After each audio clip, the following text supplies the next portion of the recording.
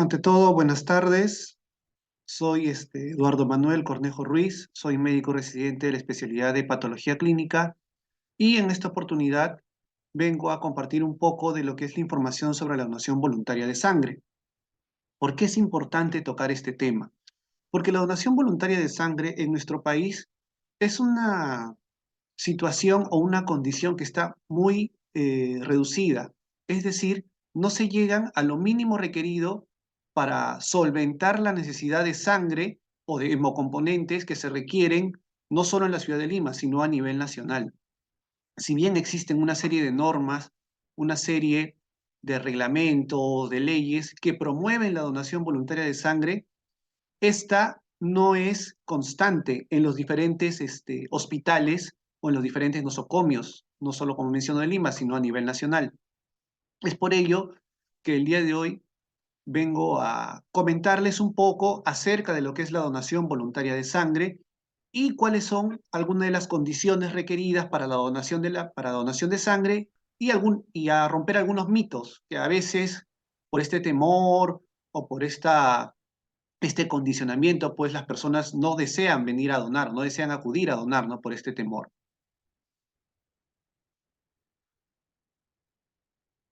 En un primer momento, tenemos que tener en cuenta que las unidades de sangre son, como mencioné, no es muy común la donación de sangre en nuestro país, siendo pues que solamente el 1% de peruanos dona sangre de manera voluntaria, mientras que el resto de donantes, o la más gran parte de los donantes, se dan de manera de lo que nosotros denominamos donantes por reposición. Es decir, que ante una situación de emergencia o una situación en la cual se requiere unidades de sangre, como son las operaciones o como son las emergencias fortuitas, de familiares o de amigos, es cuando recién en ese momento las personas acuden al banco de sangre a realizar su donación, ¿no? Y justamente con la donación voluntaria de sangre lo que se busca es cambiar esta situación para poder aumentar las donaciones de sangre y poder tener mayor cantidad de hemocomponentes, mayor cantidad de unidades de sangre, de glóbulos rojos, de plaquetas, de plasma, de acuerdo a las necesidades que se tienen, ¿no? Es por ello que debemos recordar, pues, que un estudio realizado en nuestra población se ha visto que, como mencioné, la gran parte de los donantes, casi el 90% son donantes por reposición, como mencioné en un primer momento. Y a diferencia de otros países, como Cuba o Nicaragua, donde la cantidad de donantes voluntarios es del 100%. Y en realidad lo que se busca a largo y a mediano plazo es que la donación voluntaria en nuestro país sea efectivamente del 100%, no que aparezcan solamente donantes o las personas quieran acudir a donar frente a eventos fortuitos como emergencias o situaciones personales y familiares. Por ponerles un ejemplo, la donación voluntaria se vio incrementada en nuestro país en el año 2007 con la ocurrencia del terremoto en la ciudad de Pisco, ¿no? En ese momento, pues, dada la coyuntura y la emergencia que se presentó en ese momento, una gran cantidad de personas acudieron a donar de manera voluntaria. E incluso en algún momento se tuvo que restringir, por decirlo de una manera, eh, el hecho de que las personas acudan en grandes masas a donar porque el sistema de salud no se dio abasto para atender a tal cantidad de donantes de golpe. Es por ello que ante la posible ocurrencia de estos eventos se plantea que las donaciones sean voluntarias, sean continuas y sean a su vez, sobre todo, no por reposición, sino, insisto, de manera voluntaria y altruista. Ahora, ¿cuáles son los componentes de la sangre que nosotros tenemos o podemos brindar a nuestros pacientes o a las personas, a nuestros amigos o desinteresadamente a cualquier persona, ¿no? Al momento de realizar nosotros una donación? Debemos recordar en un primer momento que la sangre está compuesta por diferentes estructuras, ¿no? Diferentes elementos. Lo que son los glóbulos rojos, lo que le da el color característico de la sangre, que es pues, el que transporta la hemoglobina, aquel que tiene, pues, que transporta el oxígeno, los glóbulos blancos o las células blancas, que son los que parte de las células que nos defienden a nosotros frente a las infecciones, a las bacterias, a los virus.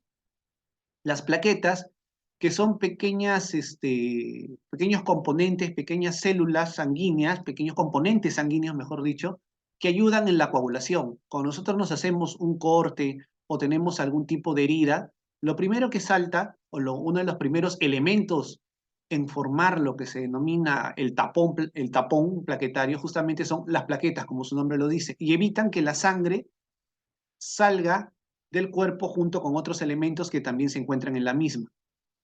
Es decir, de una u otra manera son como los ladrillos que evitan que la sangre pueda, pues, salir del cuerpo. Y lo que es el plasma. El plasma es la porción líquida de la sangre. El plasma es donde están circulando los glóbulos rojos, las plaquetas y los glóbulos blancos. Pero además también el plasma tiene otros componentes. El plasma también, además de líquido y lo que he mencionado, también tiene nutrientes, tiene hormonas, tiene proteínas, tiene muchos elementos necesarios para la vida de las personas.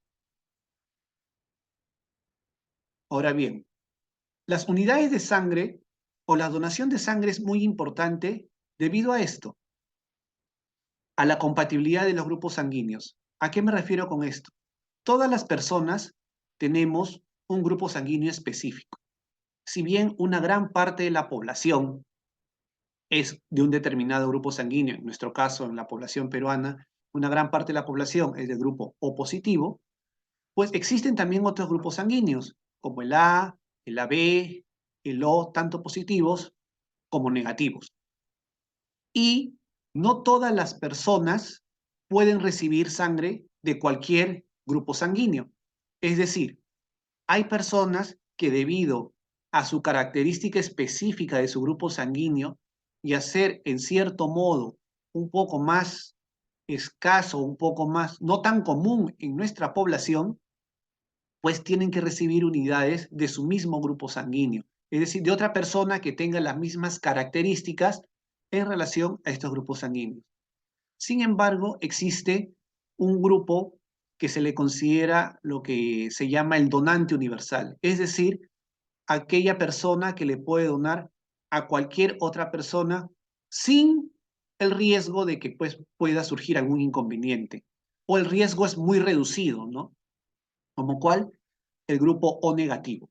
Todos hemos escuchado el O negativo o hemos escuchado familiares o amigos que dicen, no, mi sangre es muy valiosa, yo soy O negativo. Es correcto, aunque en realidad también debemos recordar que toda unidad de sangre, toda sangre donada es una sangre valiosa porque puede ayudar a una persona.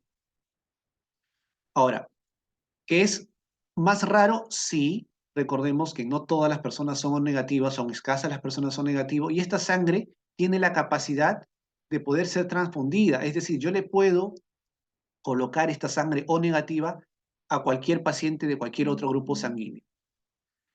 Y en todo caso, así como hay unidades, en este caso la O negativo, que es la que le puede brindar a todas las personas, hay un grupo sanguíneo que es el que puede recibir de cualquier persona, que es el AB positivo. Este grupo sanguíneo puede recibir sangre de cualquier persona, de cualquier sea amigo, familiar, conocido, que tenga un grupo igual o diferente, sin ningún inconveniente. Sin embargo, los grupos O negativos solo pueden recibir de un O negativo, no pueden recibir otro grupo sanguíneo, porque podría pues causarle muchísimo daño y muchísimos problemas e incluso agravar su enfermedad. Ahora, ¿cuáles son los usos de la sangre? Cuando uno va a donar sangre, va con cierto temor, va con cierta vacilación, ¿no? ¿Qué me van a hacer? ¿Para qué van a usar mi sangre? Lo primero que se piensa es, van a vender mi sangre. Pero no, la sangre, debemos recordar, uno, que no se vende. La sangre es muy necesaria. Todos los días, en todos los hospitales a nivel nacional, se necesita sangre. ¿Por qué? Porque la sangre se usa en intervenciones quirúrgicas, se usa en pacientes con cáncer, se usa en trasplantes de órganos y en pacientes con anemia. Se usa también en caso de accidentes, sobre todo en estas épocas donde se incrementan los accidentes de tránsito, pues se ve incrementado el uso de esta sangre. También se usa en complicaciones en el embarazo. Muchas veces hemos tenido familiares, conocidos, amigos, ¿no? O amigas, ¿no?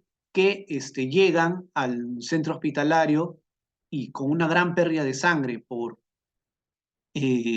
su embarazo se ha complicado, porque hay una amenaza de aborto, entre otras circunstancias, y es por ello que ante esta situación, pues sus niveles de hemoglobina descienden rápidamente, ¿no? De manera aguda, y lo que se busca, pues, es reponer también de manera rápida esta sangre que ha perdido, como a través de las unidades de sangre. Pero, ¿cómo podemos reponerlo si es que en el banco de sangre, que son los encargados de almacenar esta sangre, no tenemos o no nos podemos dar abasto porque no existen donaciones voluntarias de sangre? E incluso en algunos traumatismos graves.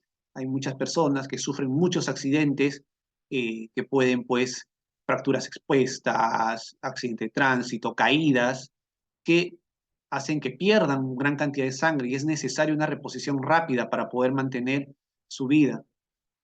Debemos recordar por ello que una unidad de sangre puede ayudar a 3 pacientes. ¿Y por qué? ¿Por qué decimos esto? Porque cuando una persona dona sangre, dona toda la sangre. Es decir, dona los glóbulos rojos que mencioné al comienzo, dona los glóbulos blancos, las plaquetas y el plasma. Y la sangre que dona esta persona es separada. ¿En qué? En 3 componentes, en plasma, en plaquetas y en glóbulos rojos. Y es por ello que no todas las personas van a necesitar los mismos componentes sanguíneos. Hay personas que van a necesitar plasma, otros van a necesitar plaquetas, otros van a necesitar glóbulos rojos. Es por ello que se considera que una donación de sangre puede ayudar a salvar hasta 3 vidas. ¿Y cuánto es el volumen que se extrae por unidad de sangre que se toma, tanto en las campañas o en los hospitales? Aproximadamente es de medio litro. Y estrictamente hablando es de 450 mililitros, que es básicamente el volumen de una gaseosa mediana, ¿no? Debemos considerar que en promedio una persona tiene de 4 litros hasta 5 litros de sangre en promedio, ¿no? Así que medio litro puede ayudar a salvar muchas vidas. Ahora, otra pregunta que es común dentro de los pacientes o de las personas que quieren realizar donaciones sanguíneas es, ¿cuántas veces al año se puede realizar una donación sanguínea? Los hombres pueden donar hasta 4 veces al año y las mujeres 3 veces al año. ¿Por qué los hombres más y por qué las mujeres menos? Porque se considera que las mujeres, sobre todo las mujeres en edad fértil, pues pierden cierto volumen sanguíneo mes a mes a través del periodo menstrual, de la menstruación. Y por ello se considera que solamente son posibles de donar 3 veces al año, a diferencia de los hombres hasta 4 veces al año. Eh, una vez que se realiza la unidad sanguínea o se extrae la unidad sanguínea, se pasa, como mencioné, por diferentes procesos para su utilización. En primer lugar, se utiliza estudios de rutina para ver el grupo y el factor RH, es decir, para verificar que efectivamente el grupo sea el correcto y saber a qué pacientes o a qué tipo de pacientes yo puedo brindarles ese hemocomponente, esa unidad, para ver en algunos casos estudios de anticuerpos o para ver si es que tienen algún tipo de infección. A todas las unidades sanguíneas siempre se le hacen 7 estudios, 7 marcadores que le decimos serológicos. ¿Cuáles son? La hepatitis A, perdón, la hepatitis B, tanto para el core como el antígeno de superficie, la hepatitis C, el HIV, el HTLV, la enfermedad de Chagas y la sífilis. Todas estos marcadores, cuando están negativos, cuando el paciente no tiene ninguno de estos marcadores, pues se puede considerar que es una sangre segura. También podemos obtener algunos, lo que denominamos hemoderivados, es decir, algunas fracciones, además de las tres mencionadas, para tratamientos específicos, como que puedo obtener albúmina, puedo obtener lo que se llaman inmunoglobulinas específicas, o decir, anticuerpos específicos para ciertas enfermedades. Eh, Puedo encontrar factores de coagulación, por ejemplo, para algunas patologías, algunas enfermedades, como llamada la hemofilia A y la hemofilia B, ¿no?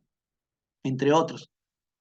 Y también, como mencioné en un primer momento, pues obtener primariamente los tres componentes, los glóbulos rojos, las plaquetas o el plasma. Si estos glóbulos rojos o estas plaquetas o estos plasmas son procesados de manera secundaria por procedimientos más, valga la redundancia, más, más finos, se podrían obtener otros hemocomponentes para poder, u otros componentes específicos para poder ayudar a patologías específicas, como mencioné en un primer momento. Ahora bien, ¿cuánto duran los componentes sanguíneos?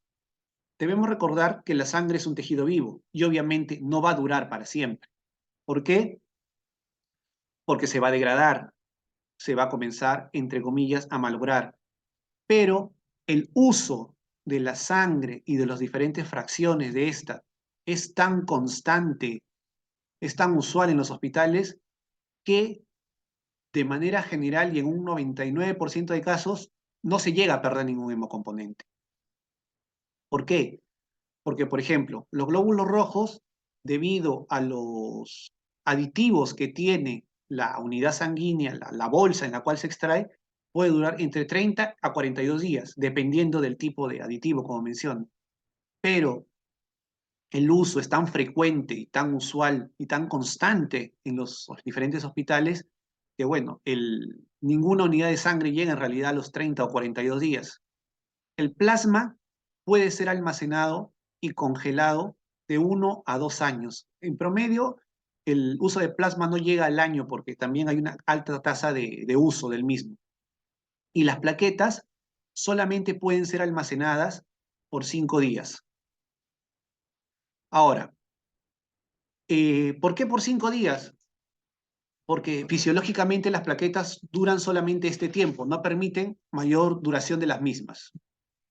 ¿De dónde proviene la sangre? La sangre puede provenir de otra persona, solamente proviene de otra persona, ¿no? La sangre no se puede fabricar ni se puede comprar. Y la sangre es producida solamente en la médula ósea de las personas.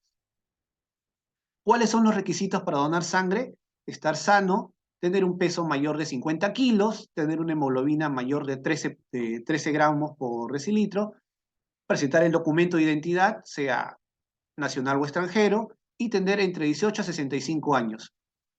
Asimismo, gozar de buena salud física y salud física, ¿no?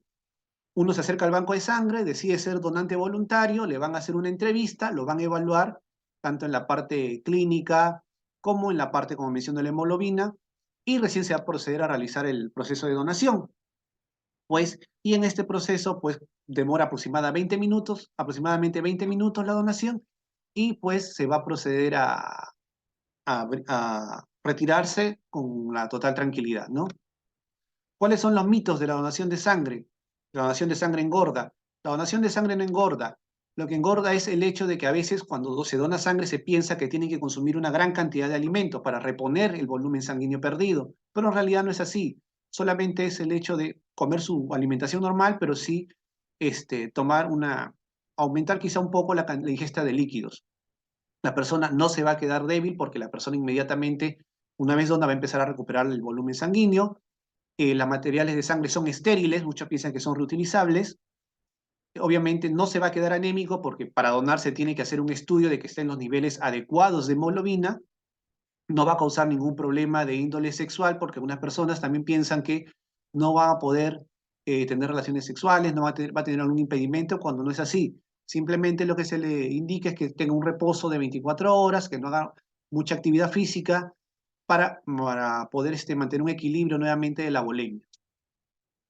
También menciona que donar sangre es doloroso. Bueno, donar sangre no es doloroso. Lo que puede incomodar al comienzo es al momento de la extracción, al introducir la aguja. Las personas con tatuajes o piercing no pueden donar. Este es un mito que lleva muchísimos años. La persona puede donar, tiene un tatuaje o una perforación siempre y cuando haya pasado más de un año. Y las personas con diabetes o hipertensión tampoco pueden donar. Pueden donar siempre y cuando estén con medicación y estén controlados. A menos que sean dependientes de insulina, en este caso no pueden hacerlo porque se considera pues de dónde proviene la insulina, ¿no? El origen de la insulina. La cantidad de veces que una persona puede donar, como mencioné, de tres veces al año los hombres y cuatro veces las mujeres, perdón, cuatro veces al año los hombres y tres veces al año las mujeres, debido a las causas que mencioné. Y no es necesario estar en ayunas. Las personas piensan que tienen que ir sin haber ingerido alimentos, cuando no es así. Pueden acudir sin ningún inconveniente tomando un desayuno ligero, ¿no? Aquí hay algunas situaciones en las cuales, bueno, proporcionar algunas imágenes por la Marina de Guerra del Perú, donde se fomenta mucho lo que es la donación voluntaria. Recordemos que si donamos sangre, podemos donar otros aniversarios, otros cumpleaños, otra oportunidad y en algunos casos brindar otro abrazo, ¿no? Eso sería todo. Muchas gracias más bien por su participación en esta pequeña ponencia. Espero pues haberles dado algunos alcances de lo que es la donación voluntaria de sangre o si tuvieran alguna pregunta.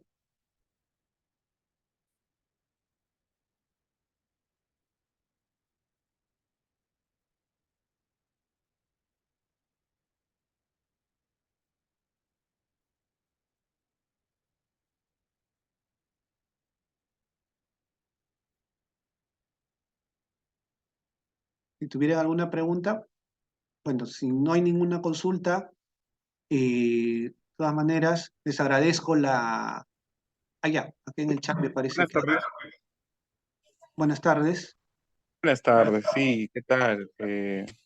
Y yo tenía una consulta respecto al tema de insulina que mencionó, doctor.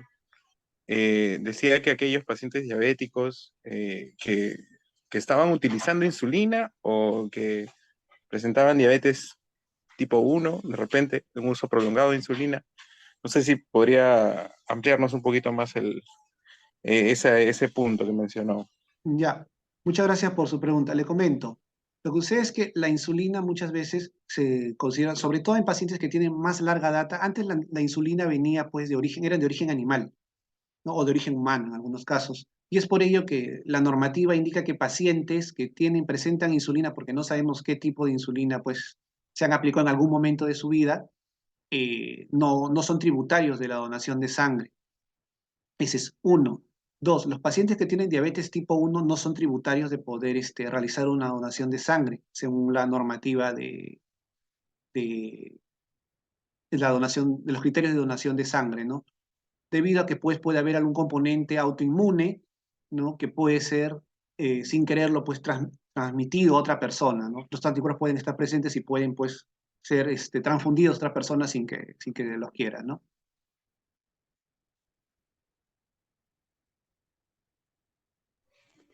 Gracias por la respuesta. No se preocupe. Si hubiera alguna otra pregunta,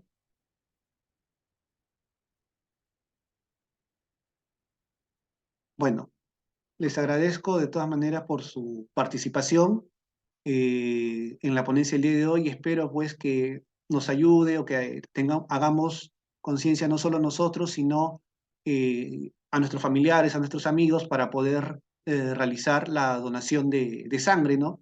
Donemos sangre, donemos vida. Siempre en algún momento de nuestra vida, si no nosotros, algún familiar va a necesitar sangre y bueno, pues siempre esperamos que tener la oportunidad de, de volver a estar con ellos, ¿no? Si es que lo requieren, ¿no? Y de que el banco de sangre, pues, tenga la capacidad de solventar o de brindarnos cuando necesitamos un hemocomponente. Y para ello necesitamos justamente la donación de sangre. Muchas gracias a todos nuevamente y que tengan muy buenas tardes.